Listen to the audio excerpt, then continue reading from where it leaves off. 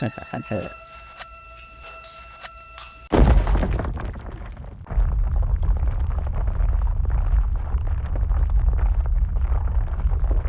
it.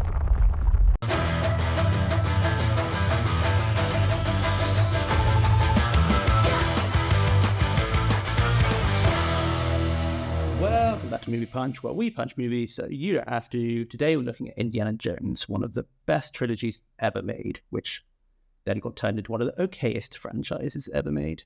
And we're going to rank them from worst to best. Why? For funsies. But also because I'm trying to build a positive environment here, and if there's one thing I can trust the internet to do, it's to have a civil discussion when they disagree on something. I'm sure all of the comments will be super kind. But I'll get my producer to read the comments first, so if you want to slag me off, I won't see it, and Wendy will probably agree with you. She's nodding, so that's a good start. Let's punch it. We figured it couldn't be worse than Crystal Skull, but we were wrong.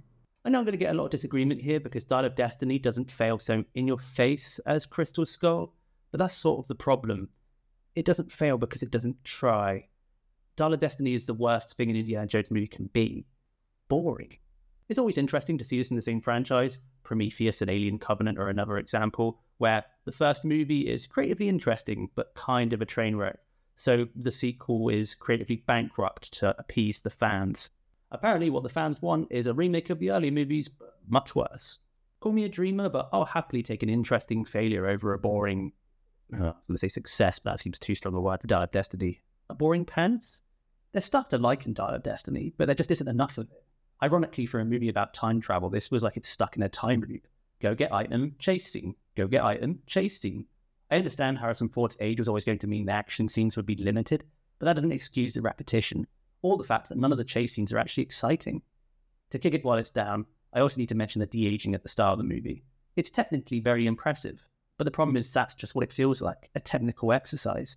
There's literally a whole movie with another actor playing a young Harrison Ford. Just cast him and be done with it. The deepfake stuff is just... You could play the clip, aren't you? Yeah, but your scientists were so preoccupied with whether or not they could, they didn't stop to think if they should. It's the wrong Spielberg franchise, but I'll allow it. I will admit, it's not all negative. I do actually love the finale. It's unexpected, and suddenly you're engaged because you don't know where the movie's going. Plus, watching Nazis gun down ancient Greek soldiers was not something I ever thought I'd see, and I'm glad I was wrong. Wendy is nodding, so either she agrees with me or she's pro-machine gun. Currently unclear. I like it more than Dial, but don't worry, it's still fourth. I'm a contrarian. I didn't get kicked in the head by a horse. Crystal Skull has been analysed to death, so I won't spend too much time on it. There are certain things that everyone hates about this movie that I agree with. The overabundance of green screen and CGI is one. I think Shia LaBeouf's swing from vine to vine is a franchise low point. But there are other things I disagree on. The aliens I'm on board with. They're no less fantastical than the Ark of the Covenant melding faces or the magic gemstones from Temple of Doom. I think people feel like it leads from the classic fantasy roots and goes too sci-fi, but it's never bothered me. The fridge scene also doesn't bother me. It's just like the life raft in Temple of Doom. It wouldn't work, but the real physics don't matter. I think some of the falls down waterfalls later in the movie are just as egregious when it comes to survivability, but no one ever mentions those. On the positive side, I feel like there's a lot to enjoy here. Kate Blanchett's evil Russian makes a nice change from Nazis. Indeed, rediscovering an old flame and having a son or son-like figure is a nice reversal of the dynamic in Last Crusade. And all of the 50s stuff is actually really fun. I know shade on James Mangold. I'm a fan of lots of his movies, but the direction is noticeably better here. Turns out that Steven Spielberg knows what he's doing. Who knew? Also definitely nice they stopped Shia from inheriting the hat and the whip. Not just anyone could pull those two off. Oh, you think you can? I'd say go for one or the other. Otherwise it might be a double denim situation.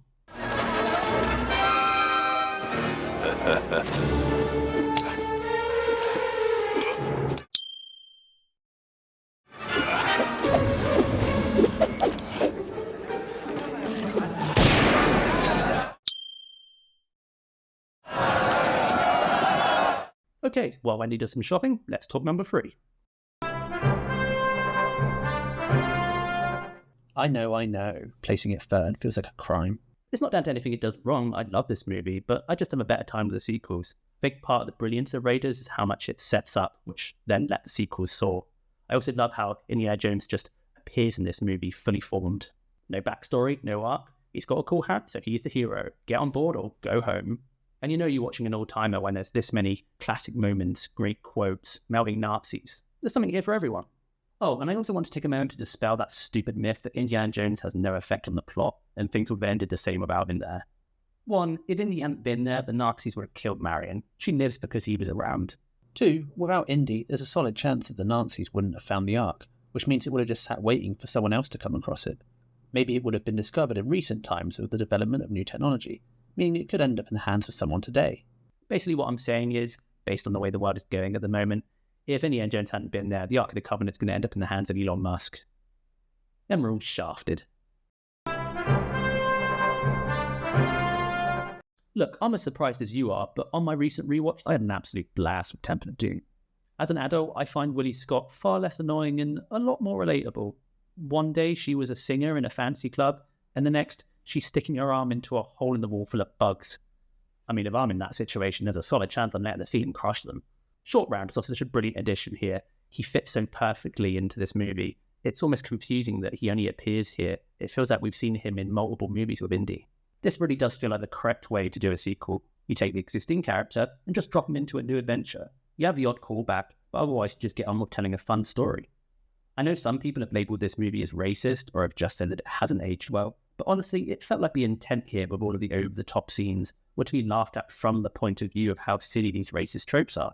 And we're laughing at Willie's reaction to the events or people rather than the people themselves. However, I'm very aware that someone with this skin colour and this accent doesn't really get a say on what is or isn't offensive on the Indian subcontinent. Overall, though, this movie's just such a fun ride. However, it is absolute insanity that kids can watch this upon release. Nightmare fuel in multiple scenes. Oh, hey, you're back. Did you go for the hammer or whip? Ow! How'd you do that with a hat? 2 words, Sean Connery. And not just his excellent performance, but his chemistry with Harrison Ford and the emotional storyline of those two characters. I know some people will knock this movie for being a retread of Raiders plot, but I feel like this is a better version of that plot. The motivations, the pacing, the escalation, everything is tighter. The action scenes especially are a highlight here. I feel like Spielberg got better at doing them as these movies progressed, and they do that favourite thing of mine, which is to reveal character as the chaos ensues. It's not enough to fight Nazis. You have to define your relationship with your dad at the same time.